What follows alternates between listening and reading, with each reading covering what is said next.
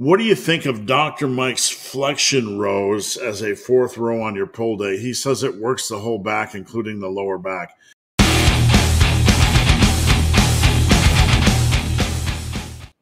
I'm not a big fan. I'm going to show you Dr. Mike's row, and I'm going to show you my row. Any exercise can be a good exercise, right? And let me just so this is Dr. Mike doing the flexion row. He's yabbering here. Okay, so let's just watch the side view. What he does is he gets a lot of, you're going to see he gets a lot of forward torso rotation, okay? What this is adding to the mix is more lower back stress. Now, as someone that coaches for a living full-time, I will tell you, generally, if you're doing the power building thing, you're doing a lot of squats and deadlifts and RDLs and other posterior chain movements. We don't want to add in more lower back stress. We have enough. Outside of that,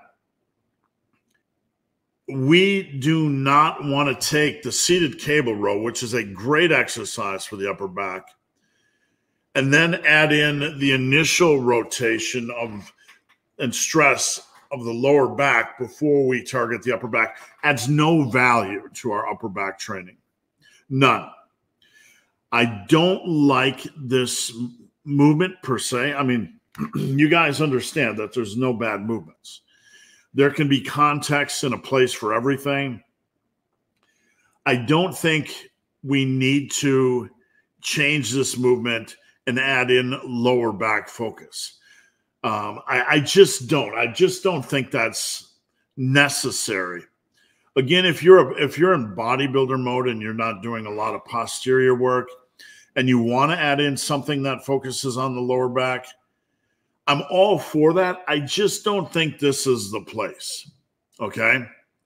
Add in good mornings, add in back extensions. Don't work your lower back when you're trying to work your upper back. Okay, let's watch it a little bit more. He gets that deep stretch, and we can become enamored like, ooh, deep stretch, deep stretch. That's great. Stretching, whatever. On the back work, I'm all for getting a slight back stretch. I teach on the seated cable row to lower it down to get a slight back stretch. You don't want to overextend that back stretch because when you do, in my experience, you're just setting yourself up for some weird things to take place in that upper back and in your lats. You're setting that up for just some weird stresses and strains. I don't like to overstretch the upper back. It's just a paranoia I have. If you want to do it, go ahead. But I try to get a slight upper back stretch and then drive the elbows back. Now here, when your torso is leaning forward more, the result is that you're going to be pulling back initially with your lower back. So watch. Okay? This is basically a cheat row. I mean, and that's not a derogatory thing. I'm not trying to slam Dr. Mike. It's a cheat row. Let's watch. Let's watch this again. Okay, you see how far back his torso moves like this before the elbows drive back. Watch that closely. Watch this closely. I want you to watch the torso, and the torso moves back like this before the elbows drive back.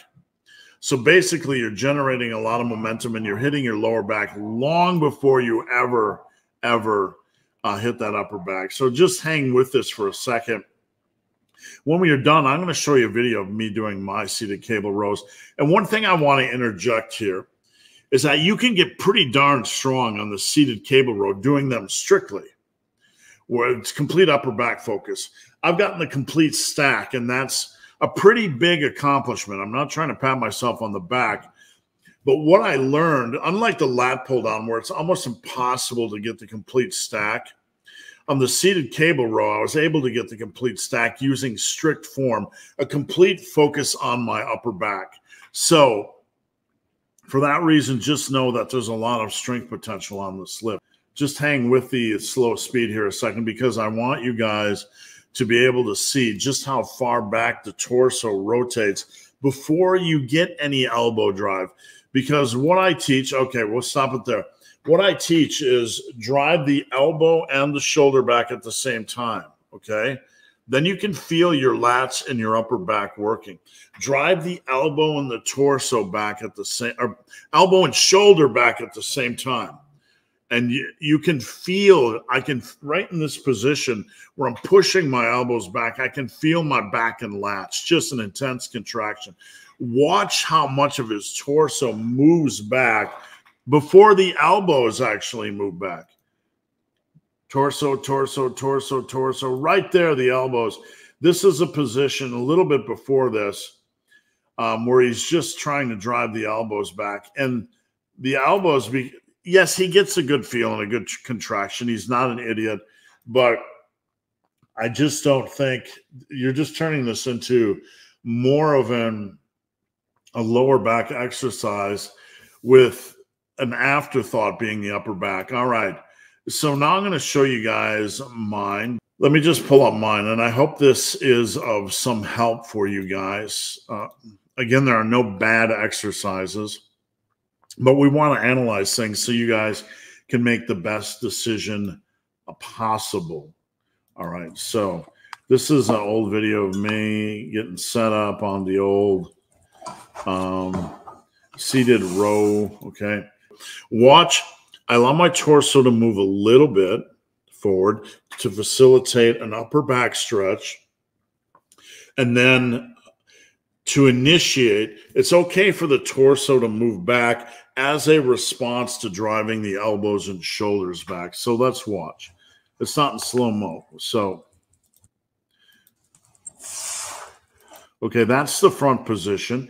You can see I control the weight down. I get a really good upper back and lat stretch.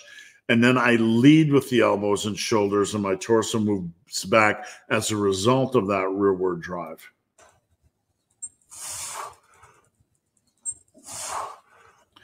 Now, you get a pretty good range of motion here. And I'm not really working the lower back. And again, if you guys want to work your lower back, that's great. Just don't do it when you're doing your upper back stuff. Let's work our upper back stuff